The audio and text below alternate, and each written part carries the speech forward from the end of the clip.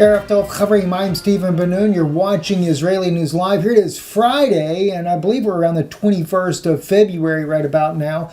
And apologize, we've really been tied up with a lot of issues here lately and not been as productive as we would like to. But I think the broadcast today is going to be a blessing to many of you as far as some insights we're going to be sharing. Going to be getting into how jihadists are funded, and this is actually from a special broadcast we just did on Patreon. Of course, Patreon does go much deeper into this subject than what I'll speak about here tonight on Israeli News Live. But on Israeli News Live, we're going to be dealing with some other issues as well, because there are more of these wars being funded. Here on southfront.org, they're already putting out today, U.S. plans to deploy special forces troops, weapons close to Venezuela border, according to the Russian Foreign Ministry, Maria Zakharova, who has actually put out a statement that says the development of events in Venezuela has come to a critical point. Everyone understands this. On February the 23rd, a dangerous large-scale provocation is set to take place, instigated by Washington-led crossing the Venezuelan border with so-called humanitarian convoy, which may lead to clashes between supporters and opponents, forming a convenient pretext for military action to remove the current legitimate president from government. That was quoted by Maria Zakharova. Now, let me make something clear to you. We know that just yesterday, in fact, right after we finished our broadcast, there was an altercation down at the border where it is alleged that Maduro forces fired on innocent civilians. Immediately, the first thing that came to my mind is like the situation that happened in Ukraine. Staged, opposition, things that are going on that are making it look like the government doing it when it may actually not be the government to start with. You have to understand there are already some defectors from the Maduro government that's coming out and siding, and you never know what could be going on in order to bring down this government and to get it into a new alignment of a new world order. And that's what I'm seeing on every front that we look at. If we look at RT as well, they put out here, first Venezuela, now Nicaragua. Bolton says Ortega's days numbered. People will soon be free. Now, I don't think that Ortega necessarily is the best guy on the block either, just like I don't believe that Maduro is. But the problem is, what you don't understand is that all the drugs that run through Nicaragua, that run through Venezuela, Colombia, Peru, and all these other nations are used to fund all these wars in the Middle East, not to mention those in Venezuela, Ukraine, Nicaragua, etc. Don't believe me? Let me share with you a very important fact here from John Stockwell, former director of the CIA field operations, and including Nicaragua, the Contra affair. And I go into that as well on Patreon because of some of the direct connections that I had in those operations there. Listen in on this right here.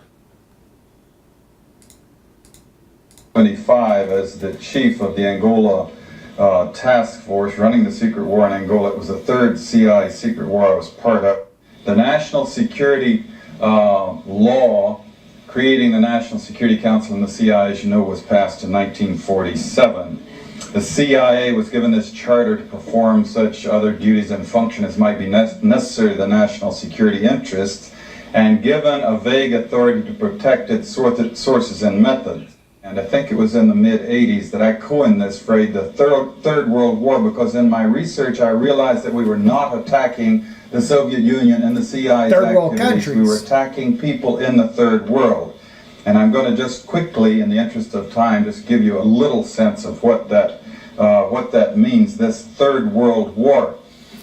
Basically, it's the third, I believe, in terms of loss of life and human destruction, the third bloodiest war in all of history. They undertake to run operations in every corner of the globe.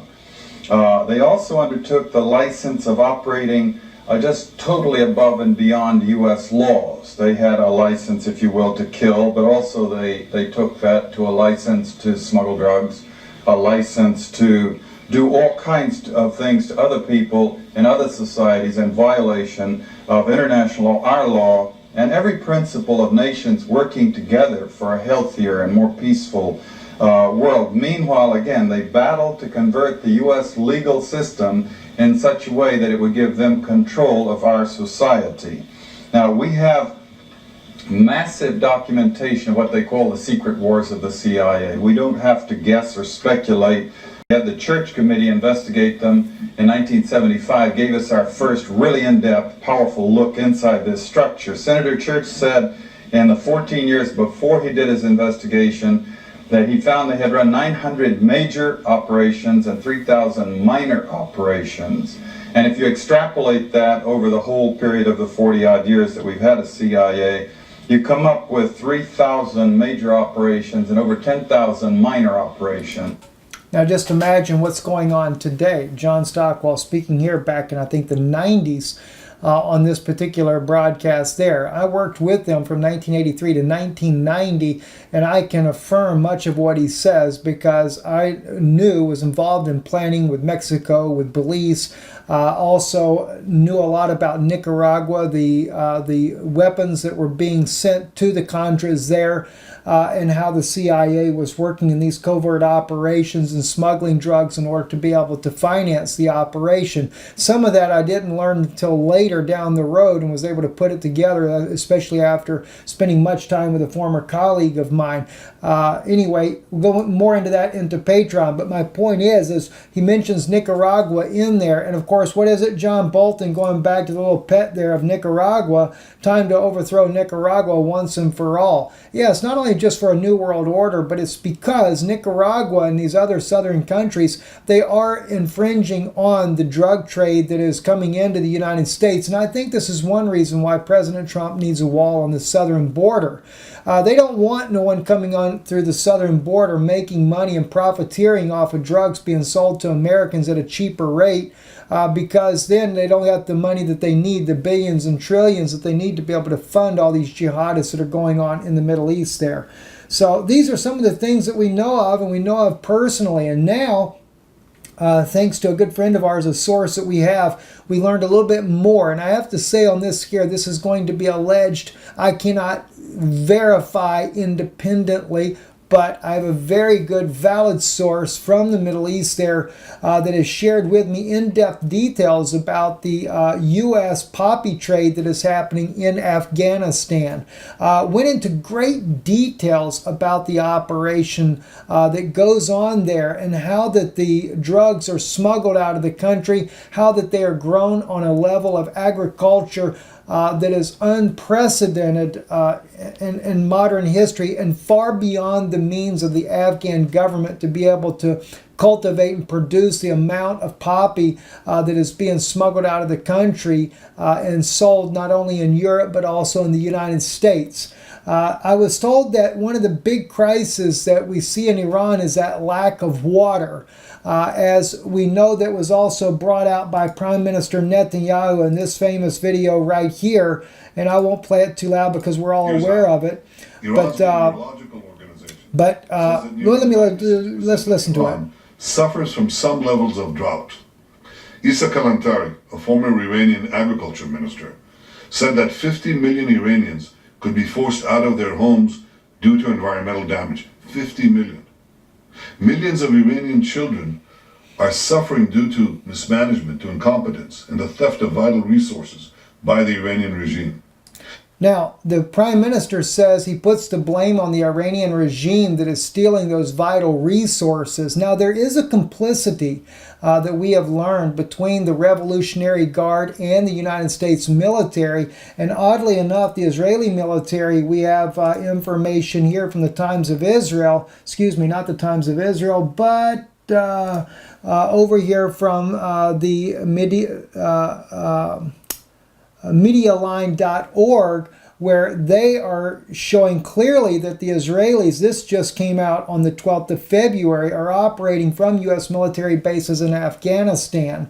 But like I said, they're cooperating together. The U.S., now we see Israeli military sources there, and you have to wonder why the United States has never left the Middle East there. If you look at this article right here, that's on The Guardian. The article here, Mr. McCoy, states after 16 years and $1 trillion spent, there is no end to the fighting, but Western intervention has resulted in Afghanistan becoming the world's first true narco state. Why don't we leave this country? Why have we had, as it states in the article, 2,300 soldiers that have fallen casualties to this war over there? Why can't the world's largest military, or not largest, but the most sophisticated military on the planet, not be able to defeat the Taliban and to be able to really get control of this country? Well, it's because, from the source that I have, that we are heavily involved in protecting and growing the poppy fields there inside of Afghanistan, and then those drugs are being exported. Now, I was told that the United States gets their exports directly and by U.S. military airlifting it right into our country. And he said, no, it's not where they're stuffing it in their pants, their pockets, or even in their anatomy. They're actually carrying this in large freight containers by the U.S. military. He says, and no one is asking about what's in that plane when it returns home. But also I was given the information about how it makes its way into Europe. And in Europe, it's not going by plane. I was told that the Revolutionary Guard in Iran cooperates with the U.S. military, where they will bring a large convoy of military vehicles to the border that meets the U.S. military convoy that loads up all this drugs, sends them down to Turkey. Turkey in hand exchanges it. It goes from Turkey to Bulgaria. The Bulgarian military then brings it up into the European Union, and those drugs are then distributed throughout the country to be sold to the people there. These are some alarming things that we're finding out, and very shocking. And again, we have to say alleged, but we believe our source is very thorough in the information that he has shared with us thus far on these particular events. But then he also goes a little bit further. He explains to us the agricultural issue. He said, you have to understand, there is a water agreement between Iran and Afghanistan, as it's mentioned here in this article right here on avupress.com. Iran and Afghanistan discussed the Helmand River issue. This is an agreement back in 1973 that was agreed upon by the two nations and other nations, as he pointed out to me, that have agreed upon the share of water resources. In other words, in this case here, the Helmand River flows down into the western parts of Iran. Now, if you remember, Prime Minister Netanyahu in his video said parts of Iran are suffering from a water shortage, and he blames it on the Iranian regime. Well, in part, he is right in saying that, because as we have been told, the Revolutionary Guard is working in concert with the U.S. military and supplying this drugs to the European Union, and as I've already shared with you, those access lines that they're doing it in. But he also said to me the reason why the water is being cut off is because the amount of water that is needed to be able to pump into higher elevations where the poppy is being grown in Afghanistan is a tremendous amount of water needed. And therefore, they have been taking far more of their share to be able to grow these mass crops in Afghanistan, and thus the Iranian people are only getting a trickle downstream, nowhere near the amount that it was agreed upon in this pact back in 1973. So then, of course, we got into the issue about what is used for all the profits. Just like I knew myself from the times that I worked back in 83 to 1990, and of course the cover-up that was done then by H.W. Bush and one of the largest money laundering schemes in the southeast United States. We find out that here as well, he said that the money is used to supply the weapons and the funds needed to fund ISIS there in the Middle East. Not only ISIS, but the other jihadist forces that are fighting inside of Syria to overthrow Syria. And of course, he said the money goes even further than they're covering in other wars around the globe. As I have mentioned as well, places like Venezuela, Ukraine, Nigeria, down in South Africa, in Africa now, Central Africa that is going on, and even Nicaragua. There is a tremendous amount of wars that have to be funded for this new world order. And it seems like that good old US of A, the deep state, is heavily involved in making sure that there is plenty of drugs, dope up Americans and Europeans, shell out all the cash, in order to be able to fund this global threat that we're facing today. So, guys, when we look at what's going on and we see the superficial side that's brought out in mainstream media, know that there's really a way that this is all funded. It's not just taxpayer dollars. Yeah, we see some of that go out as well, no doubt. And of course, all we do here in America is borrow this money from probably the IMF at substantial interest rates. And we go further and further into debt to fight a bunch of wars for a new world order, when after all, the headquarters will be in Jerusalem. And no, it's not just the Jewish leaders of Israel either. They are working in concert with Rome on this new world order. It's troubling. And I don't see any way out except the true coming of the Messiah.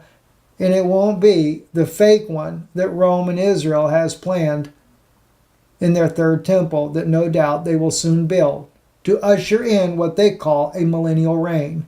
And it's kind of interesting we mentioned the millennial reign. I call it a fake millennial reign in this case here. Not to say that God will not have a true millennial reign, but I say fake because they're going to fake a millennial reign. And of course, they can bring an entire global peace pretty quickly because you forget, they're the ones that fund it.